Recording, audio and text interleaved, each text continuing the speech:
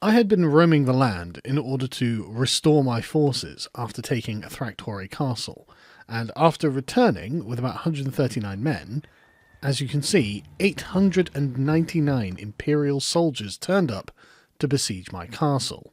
Now, despite being confident that I can take on large armies of Imperial soldiers, I actually didn't think I had the resources to be able to come out of this on top. So I had two options. I could either fight and hopefully win a long and bloody and costly siege, or I could ask them if they'd like to make peace. And it turns out that I had sufficiently beaten the hell out of the Imperials for them to say, yes, we would like a peace with no terms attached. So for the sake of convenience, I took it. I roamed the land looking for more mercenaries to hire, but then I realised, well, two things. Not only am I not used to peace, but I'm also running a war economy. I don't have any other forms of income, really, other than defeating enemies in battle, and I only had about 80,000 gold pieces left, which sounds like a lot, but evaporates very quickly once you start letting time pass. So I needed a new war.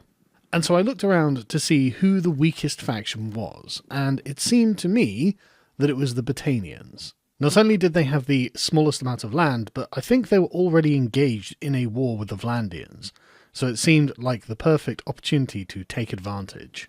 So I found myself a local Battanian warlord called Wrath, and declared war on him by attacking him, out of the blue.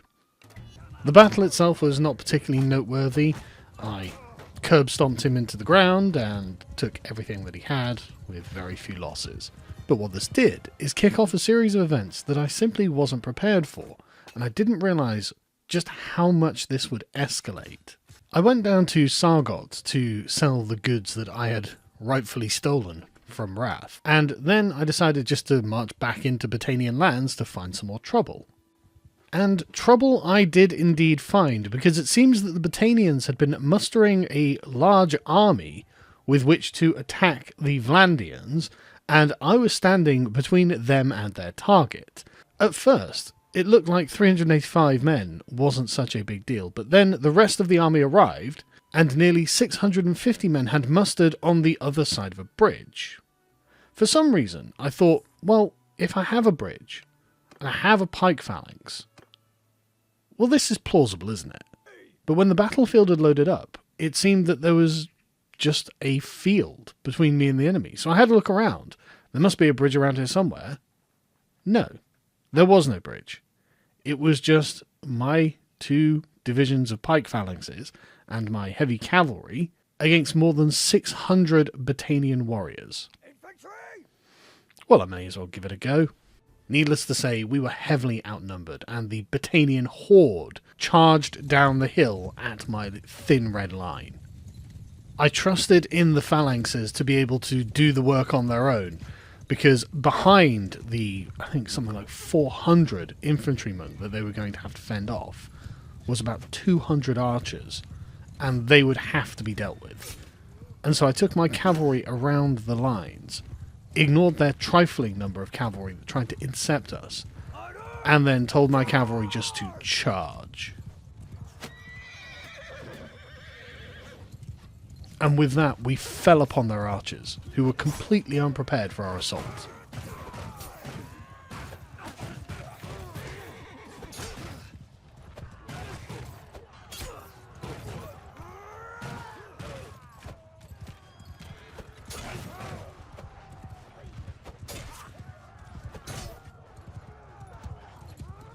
As you can see, I just rode through their lines like an absolute madman, stabbing relentlessly with my lance, going back and forth until my arm was numb. Occasionally I'd end up getting dismounted by a lucky blow from one of the archers, and in such cases I basically just had to run back to my horse, get back on it, and continue the assault.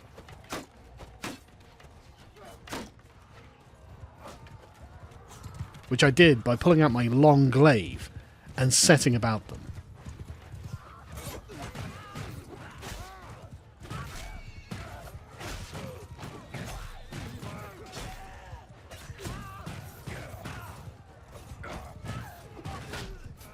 This carried on for about a full minute, where I was unhorsed and my horse ran off, and so there was no chance of getting him back. And so the only thing I could do was to fight on foot with the entire body of their archers.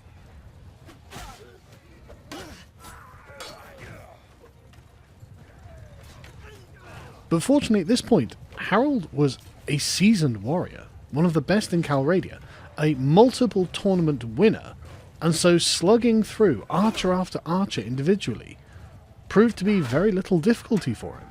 And clearly they did not know what they were dealing with. In addition to this, the cavalry was a constant whirlwind that was trampling through the lines of archers.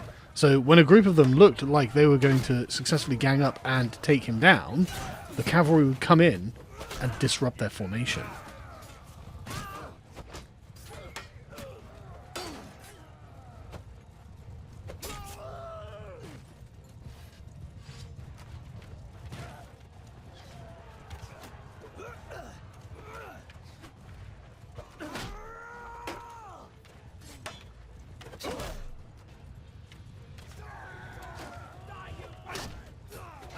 Eventually I fought my way nearly to the end of their line, and luckily a roaming riderless horse just happened to come by me, which allowed me to continue the assault from horseback.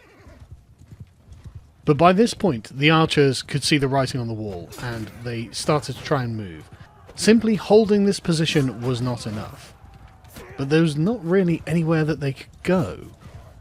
Before long we cut the last of them down, and I summoned what remained of my cavalry to me, and we rushed to the aid of the infantry. I discovered that the two divisions of infantry had stolidly held their places, but were getting separated as their numbers got whittled down. So the cavalry crashed into the back of the enemy facing one division with devastating effect, and I dismounted my horse to hold the centre ground in order to make sure that the enemy couldn't rush through the gap.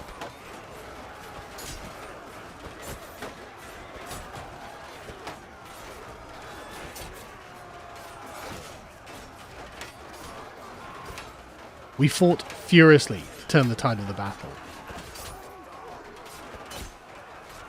I maintained my distance and used my lance to stab down their warriors, over and over, until we could see their numbers thinning out.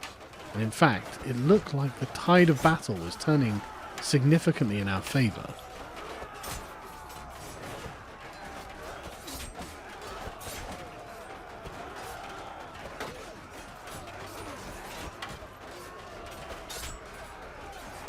Over and over we struck down their men, and the cavalry did repeated charges.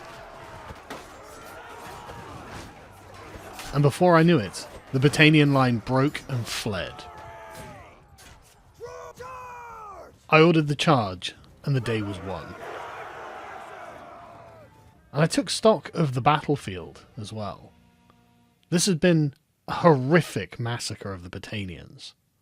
I'd never seen anything like it. And then the numbers came in, where they'd lost 181 dead, 441 wounded, and 80 routed. I'd lost 11 men and 33 wounded.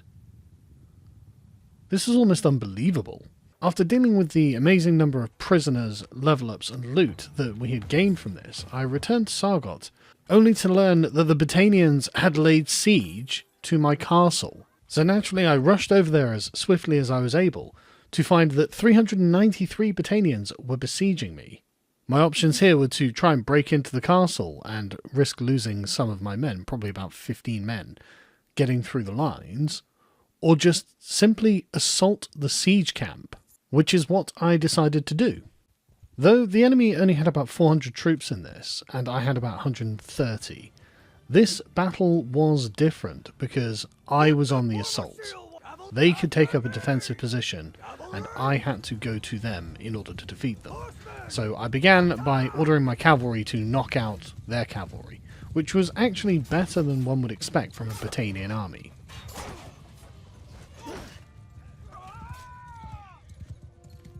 Once they'd been seen off, I ordered the infantry to advance, as their infantry was taking up a position on a wooded hill, being flanked by their archers.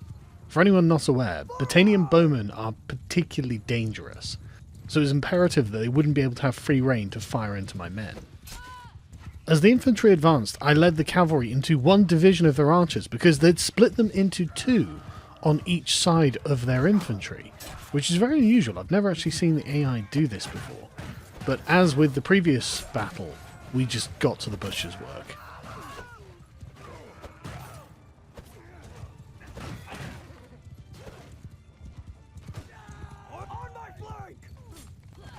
Once we had sufficiently torn through their archers, and our infantry was close enough, their infantry launched their assault.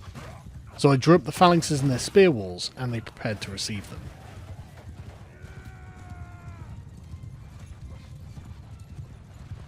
Though there were some archers left, it seemed like the best thing to do with the cavalry would be to harass the enemy infantry from the rear, to make sure that the pressure they'd be able to put on the phalanx wouldn't be overbearing.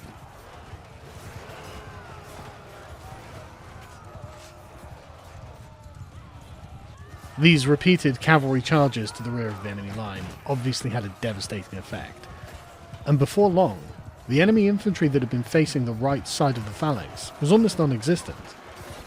So we focused our attacks on the left flank, where we were being overrun. We made repeated charges with the cavalry into this thick body of men, and on the second charge I was unhorsed and had to fight on foot. But I successfully fought my way out of the scrum and began simply destroying the enemy infantry from behind. They were too busy focused on the men in the phalanx to notice that I was outside of them and cutting them down with my cavalry mace.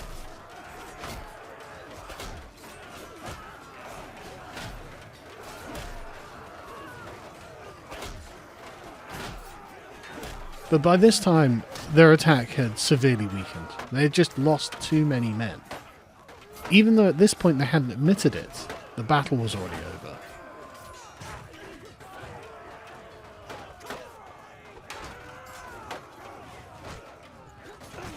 I told the infantry to break formation and simply charge, and the enemy fled.